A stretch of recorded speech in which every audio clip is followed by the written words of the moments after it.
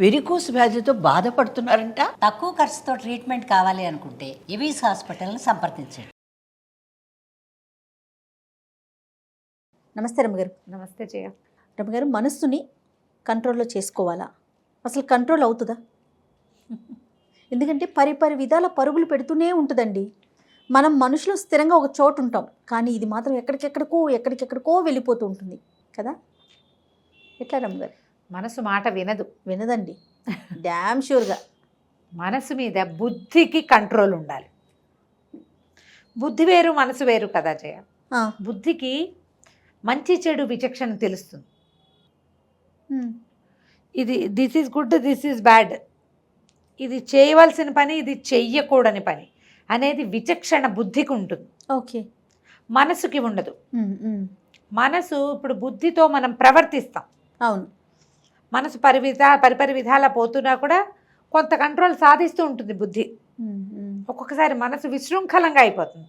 అప్పుడు బుద్ధిని తోసిరాజని ప్రవర్తించేస్తుంది అది. అవును. అంటే తోసిరాజని తను ఏదనుకుంటున్నానో అలా ప్రవర్తించేలాగా చేస్తుంది. బుద్ధికి పదును పెట్టాలి, బుద్ధిని సరైన దాన్ని చేసుకోవాలి. మన బుద్ధి ఉంటే మనసు మాట వింటుంది. కంట్రోల్ చెయ్యాలి. నువ్వు ఎప్పుడు కూడా మనం సెల్ఫిష్గా ఉండాలి, ఉండకూడదు. సహాయం చెయ్యాలి, చేయకూడదు. ఇతరులకు సహాయం చేయాలి, అదే లెవెల్లో ఇతరులకు సహాయం చేయకూడదు. చెప్తా కాంట్రవర్షియల్ పాయింట్స్. మంచి చేయాలి, చేయకూడదు. తప్పు చేయాలి, చేయకూడదు. రెండిటికి రెండు ఉంటాయి, అన్నిటికీ రెండు ఉంటాయి. ప్రతి దానికి రెండు పార్శ్వాలు ప్రతి విషయానికి ఉంటాయి. కుక్కకి పాలు పోయాలి, పాలు పోయటం కుక్కకి పోయాలి, పాముకి పోయకూడదు కదా. కుక్కకి పాలు పోస్తే అది ఏం చేస్తుంది? విశ్వాసం చూపిస్తుంది. పాముకి పాలు పోస్తే పగబడుతుంది అది ఎప్పటికైనా. ఆ విచక్షణ ఉండాలి కదా, కాటేస్తుంది కదా. ఈ విచక్షణ దేనికి ఉంటుంది?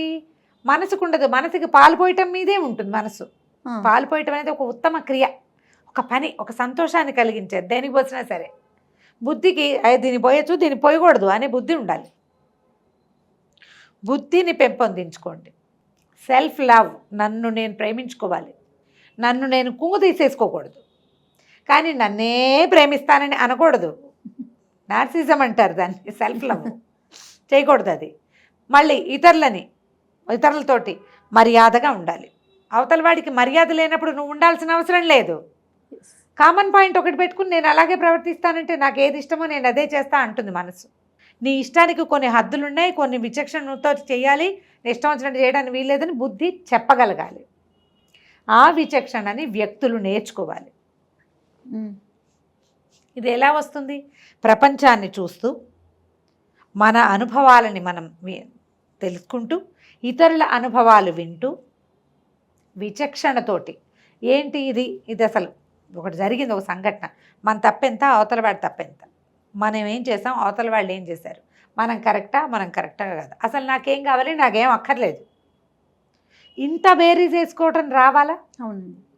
ఒక పని చేస్తాం జయ, చిన్న విషయాలు. ఒక వస్తువు కొంటాం, ఓ 1000 రూపాయల వస్తువు, నీ దగ్గర 1500 ఉన్నాయి. నువ్వు ఒక 1000 రూపాయల వస్తువు కొనేస్తే 1000 పోతుంది, 500 మిగులుతుంది. ఇప్పుడు ఈ 1500 ఉంటే నీకు ఒక నెల ఖర్చులు గడిచిపోతాయి. ఈ 1000 రూపాయల వస్తువు కొనాలా వద్దా అనేది నీకు నువ్వు ఆలోచించుకోవాలా. మనసు నీకు అదంటే ఎంతో ఇష్టం. ఇక్కడ మనసా ప్రవర్తించాల్సింది బుద్ధే కదా? ఖచ్చితంగా కదా. మనసు ఎప్పుడు ప్రవర్తించవచ్చు?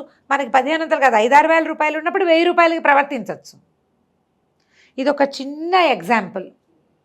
నీకు ఒక 25,000 వస్తుంటే నువ్వు 1,00,000 వచ్చేదాన్ని పోగొట్టుకోకూడదు.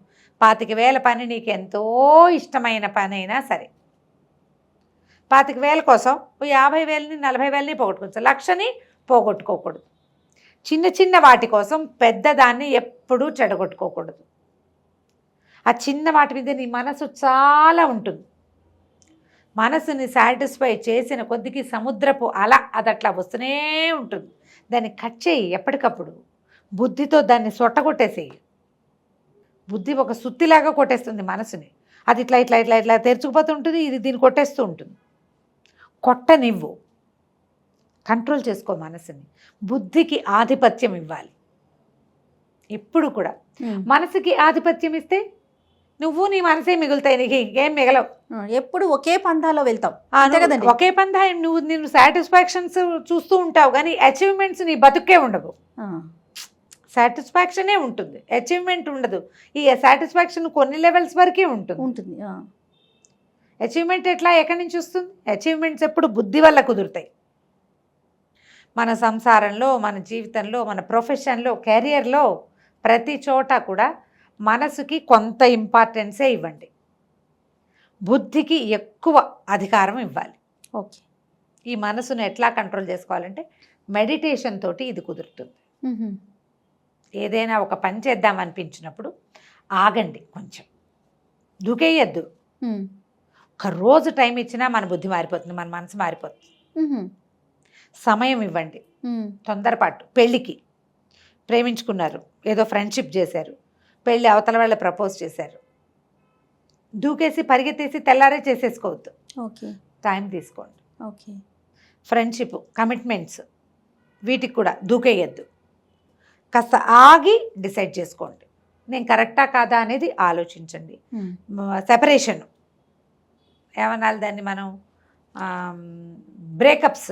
బ్రేకప్ కూడా సమయం తీసుకోండి, డివోర్స్ కూడా సమయం తీసుకోండి.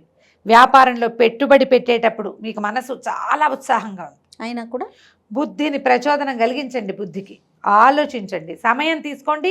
కొంచెం గట్టిగా గాలి తీసుకోవటం, కాసేపు గాలిలో తిరగటం, కొంచెం ఆలోచించడం, ఒకసారి ఒక పేపర్ మీద పెట్టి వాటిని అట్టుడు రాసి పెట్టుకోండి, అప్పుడు చేయండి. మనసుకే ఇంపార్టెన్స్ ఇచ్చి నేను నా మనసు అంటే ఈ మనసు మీతోటే ఉంటుంది. అవును. మిమ్మల్ని ఎక్కడికి వెళ్ళనివ్వదు అది, ఎందుకు ఆ పని చేయాలి? అంతే. మెడిటేషన్ కనుక ప్రాక్టీస్ చేస్తే మనం చాలా సమస్యల నుంచి బయటపడతాం. ఒక మెడిటేషన్ వల్ల మీకు మనసు మీద కంట్రోల్ వస్తుంది, మానసికమైన లొంగుబాటు, కుంగుబాటు, అలజడి ఇలాంటి సమస్యల మీద అదుపు వస్తుంది, డిప్రెషన్స్ లాంటివి మీ దగ్గరికి రావు, ఒత్తిడిని జయించగలుగుతారు, ఫేస్ ఫ్రెష్గా ఉంటుంది మెడిటేషన్ తోటి. దానివల్ల ఏమవుతుందంటే మీ లోపలికి మీరు ప్రయాణం చేయగలుగుతారు.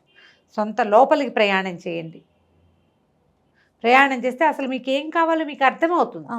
మీకు ఎప్పటికీ మనసే కావాలనుకోండి, ఒకవేళ సరే మీకు అదే కావాలో తాత్కాలికంగా ఈ రోజుకి ఈ పని అయిపోయి ఇచ్చేసేయాలనిపించేస్తుంది, తొత్తరగా ఉందా నిజంగానే మన మనసా అనేది కూడా మనకు తెలియాలిగా, మనం అర్థం చేసుకోవాలి కదా.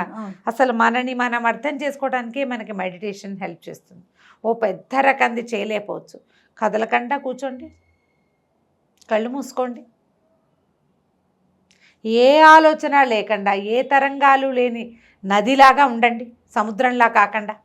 కాసేపు కామ్గా ఉన్న మైండ్ బుద్ధికి సరైన ఆలోచనని ఇస్తుంది, మనసుకి ప్రశాంతత ఇస్తుంది, దానిలో ఉండే ఉద్వేగాన్ని, ఆవేగాన్ని, తొందరపాటుని తగ్గిస్తుంది, కాంక్షలని కొంచెం తగ్గిస్తుంది, మహత్వాకాంక్షలు ఉండవు.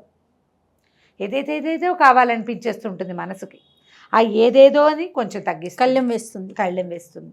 ఆలోచించి చూడండి, ఇలా మనం ఆలోచించామా చాలా మటుకు కంట్రోల్ వస్తుంది. మనసు మాట వినదు కాదు, మనసుని మాట వినిపించవచ్చు, ఎవడో కాదు మనమే వినిపించవచ్చు. ట్రై చేయాలంటే దానికోసం ప్రధానమైన మందు మెడిటేషన్. అంతే. థ్యాంక్ యూ రమ్మ గారు. నమస్తే. నమస్తే.